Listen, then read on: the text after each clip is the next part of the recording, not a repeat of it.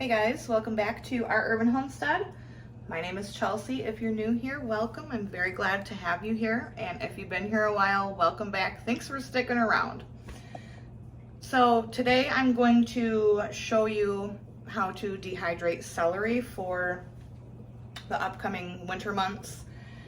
I prefer dehydrating my celery versus freezing it. I find that when you freeze it, it just really turns to mush because celery has a lot of water content in it. So I prefer to dehydrate mine, and it is excellent in soups, stews, all of your recipes, and it just comes back beautifully, especially if you use it in a soup or a stew. So I have 4 stalks of celery that have been washed and cut up. My daughter cut these up. They're a bit thicker than I would like them, but it's fine. It'll all come out in the end. It doesn't matter. I've got a pot on the stove over here coming up to a boil because you do want to blanch your celery to get the best texture when it, cooks into your food. If you don't blanch it, I have found that it just is kind of woody and it still tastes great, still edible, but I just think that blanching it really, really helps with the texture when you put it into your food. So once this pot of water comes up to a boil, I'll bring you back and I'll show you how it's done. All right, so my water is coming up to a boil. Got a bowl of ice water here. We're gonna dump this celery in. Oh, and try not to burn ourselves in the process. Oh, oh, geez.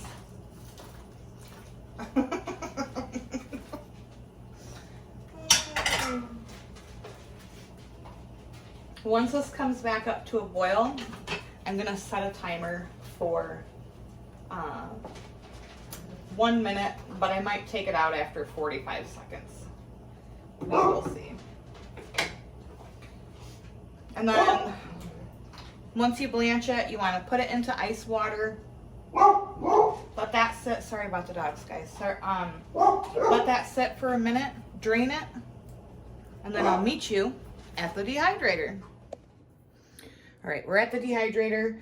Real quick, I wanted to show you, we harvested the last bed in the back of potatoes, and I got another 30 pounds just from that one raised bed. Look how big some of them are. I am so amazed. I've got probably 10 that are this size. I mean, that's the size of my hand. Some of them are even larger than this. So that is super exciting. I know the lighting's terrible in here, you guys.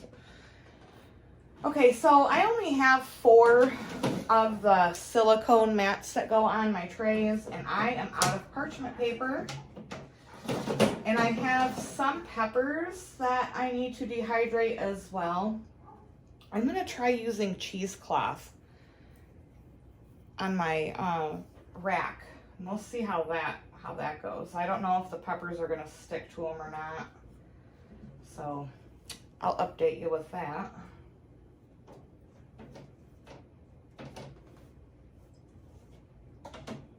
So I'm just gonna lay these peppers on here.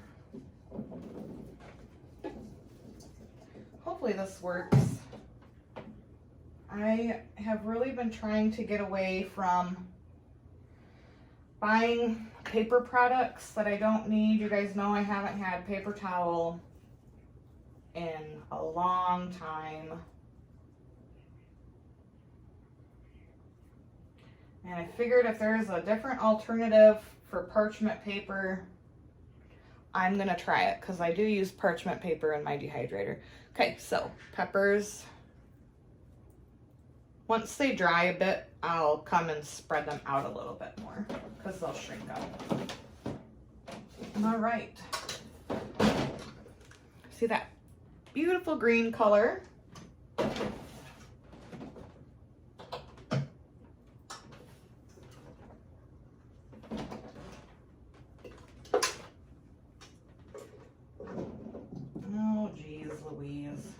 tell you, you guys.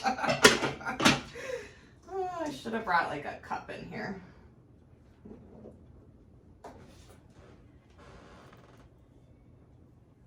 So you just want to spread them out on your tray. And you'll be amazed at how much these shrink up. Celery and carrots, when you dehydrate them, oh my Lord, they really, really, really shrink up. But as I said earlier, I prefer them dehydrated over frozen because they just turn to mush. And I use a ton of celery in the fall and winter in my recipes. And you don't want to overcrowd your tray. So these are going to dehydrate at, what is it, 130 I have it set on? Yeah, 130 degrees. I'm going to set it to 10 hours. I don't know if it's going to take that long, but I will bring you back at the end of the dehydrating and show you a couple different ways that you can store it. Okay guys, it's the next morning. I've pulled out the celery and green peppers, but I've got some corn here that was in the freezer that I would like to dehydrate to make some room in my freezer. So same time and temp as the celery and green pepper, 130 for 10 hours. I am day 2 of trying to take inventory and organize my shelves. No, this is not everything that I have. It's just sometimes easier for me to clear away stuff, and then my brain doesn't really work in chaos. So that's what I have so far. Day 2. Oh, say a prayer. So I will see you guys later, and I will show you how to get all of this preserved on your shelf for long-term storage. Okay guys, so I am back. My corn has been dehydrating. It's beautiful. So one important thing to note when you're dehydrating vegetables is you don't want to just take it right from the dehydrator and put it into your jars. You want it to cool completely. This can take 15 to 20 minutes.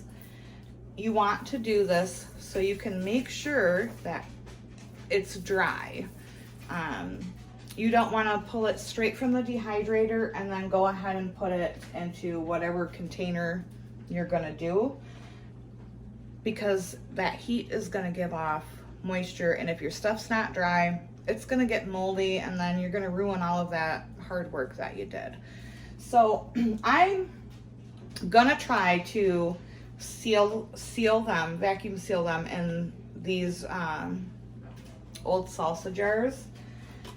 I don't know if these regular mouth lids are going to work on here, but I have a feeling they might. If they don't, I'll just transfer them into a quart jar. So I normally, with my dehydrated food, I just put them in a quart jar, put the lid, and store them with a ring. I don't normally vacuum seal them. Or you can also do them in a food saver bag and vacuum seal them that way. You just want to be careful if you do that you are paying attention and you don't crush your dehydrated food, or in the case of corn, it does have sharp edges and it will, you know, basically poke through the bag, and then you're wasting all of your effort.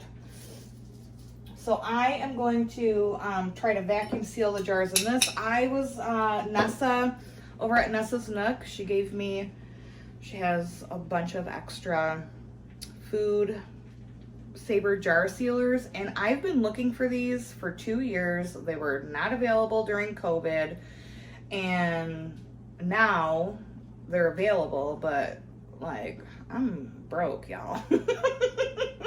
My channel is not monetized. I am broke. So she had a couple extra sets laying around and she graciously gave me one. So thank you, Nessa. Appreciate it. All right. So I'm going to go ahead and put the corn into here, and we're going to try this first. And if it doesn't work, then I'll just go ahead and grab a couple regular quart jars. All right, so this is a regular mouth Food Saver vacuum jar attachment. She also gave me a wide mouth one. I have already used both of them today. I heard that a lot of people have trouble with this, but honestly, I have had zero issues using this. I've heard things like you have to put, like you would have to put this lid down like this, and then either a lid up like that or another lid on top of it in order for it to seal. But I've had no issues today. Now that I said that, I'm probably gonna jinx myself. But let's go ahead and see if this jar or this lid will seal to this jar. And if not, I'm just gonna go ahead and grab a regular mason jar. So you just, oh, I can already tell you it won't. All right, I'm gonna go grab a couple mason jars and I'll be right back. The way that I could tell that this will not work is because the sealer was not like, it will grip on there pretty tightly. And I can add more corn. Those jars are good though for water bath recipes. I use these for water bathing my salsas and stuff in, so don't count them out. All right, so we're gonna put the lid on there. Just make sure you guys can see the lid on there. Then you're gonna take this and attach it. See how that's much better than it wouldn't even grip to that. And I just figured this out last night. So this whole time I've had this Food Saver, it's had this thing that's only been like this. And I know they make bags and things like that because I've used it before on the bags. But my friend Lynn did a video in one of our Facebook groups, and I noticed that she was just using this part, and I'm like, oh my gosh, I had no idea that it disconnected. So you learn something new every day. So thank you, Lynn, for doing that video, because I would have never known. All right, so you just put it in that hole there, and then I'm just gonna hit the accessory button here, and it's gonna suck all of the air out. Might be a little loud.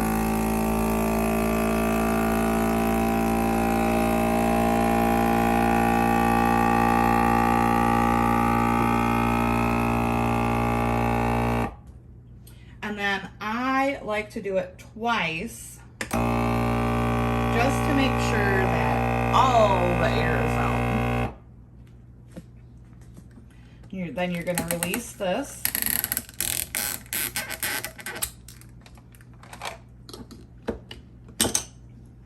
Take that off. Well, that didn't happen last time. See, I told you I was going to jinx myself in some way. And now that is going to be shelf stable for until I use it, because all of the air is out of it. So things that I dehydrate that I know I'm going to use within 1 year, I've never bothered to do this well, and I didn't have one before. So, but I would vacuum seal them in a Food Saver bag if I knew I wasn't going to use it within a year. But if I know I'm going to use it within 1 year, I don't do that. I just, put a lid on, put a ring on. It stores in my pantry. Completely fine. Okay, so what can you use dehydrated corn for? I use it in soups. I can make a quick corn salsa. I can add it to my rice in my rice cooker. I will put it in there with the dry rice and then add everything else, and it will rehydrate as it cooks.